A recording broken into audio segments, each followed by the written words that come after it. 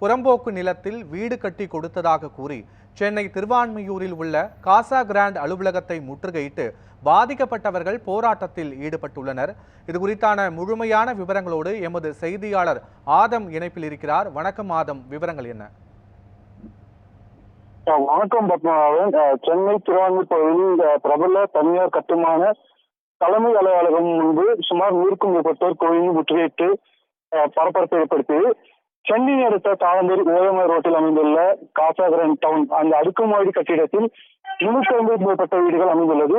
அந்த வீடுகளுக்கு பட்டா இல்லாத நிலையில் இடத்தில் வீடு கட்டி விட்டுள்ள காசா நிறுவனம் ஸ்மார்ட் சிட்டி டவுனில் வீடு வாங்கிய வீட்டின் உரிமையாளர்கள் திருவான்மியூர் உள்ள காசா கிராண்ட் தலைமை அலுவலகத்தில் முன்பு தற்போது ஒன்று கூடி போராட்டம் நடத்தினர். கடந்த 2017ஆம் வருடம் கட்டிடம் ஆரம்பித்து காசா கிராண்ட் 2022ஆம் ஆண்டு வாடிக்கையாளருக்கு ஒப்படைத்துள்ளனர். இந்த வீடுகளில் குடியேறிய வாடிக்கையாளருக்கு வீட்டின் சுவர், படிக்கட்டுகள், லிப்ட் தரமில்லாமல் இருந்துள்ளது. புறம்போக்கு நிலத்தில் நிறுவனம் கட்டி கொடுத்த கட்டிடத்தை அரசு தற்போது முழுமையான விவரங்களுக்கு நன்றி ஆதாம்.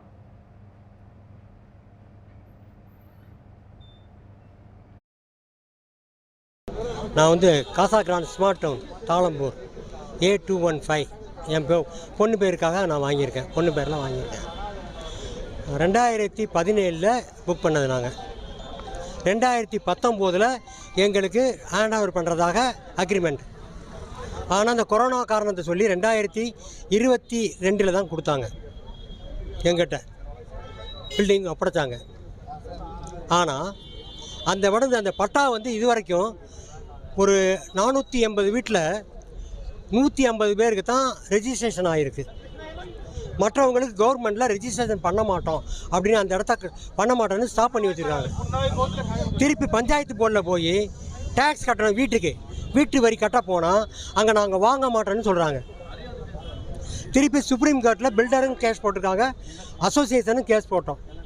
அது இப்போ கவர்மெண்ட்டில் அனாதீனம், அரசுக்கு சொந்தமான இடம்னு தீர்ப்பு வந்திருக்கு சுப்ரீம் கோர்ட்லேருந்து. திருப்பி பில்டிங்கும் தரமற்ற பில்டிங் தான், தரமானதாக இல்லை. ஆணி அடித்தா டிவியோட கீழே விழுகும். இது வரைக்கும் பட்டா ரிஜிஸ்ட்ரேஷன் ஆகலை. பட்டா பிளாக்டு ஆகிடுச்சு. 2021 பட்டா பிளாக் ஆகிடுச்சு. 150 பேருக்கு ரிஜிஸ்ட்ரேஷன் பண்ணாங்க. அதுக்கப்புறம் கொரோனாக்கு அப்புறம் பட்டா ரிஜிஸ்ட்ரேஷன் பண்ணி தரேன்னு சொன்னாங்க. பட்டா பிளாக்டு ஆகிடுச்சு. இப்போ என்னடா 1 வீக் முன்னாடி அது அனாதை இடம், அதனால் நீங்கள் பட்டா ரிஜிஸ்ட்ரேஷன் பண்ண முடியாதுன்னு சொல்லிட்டாங்க.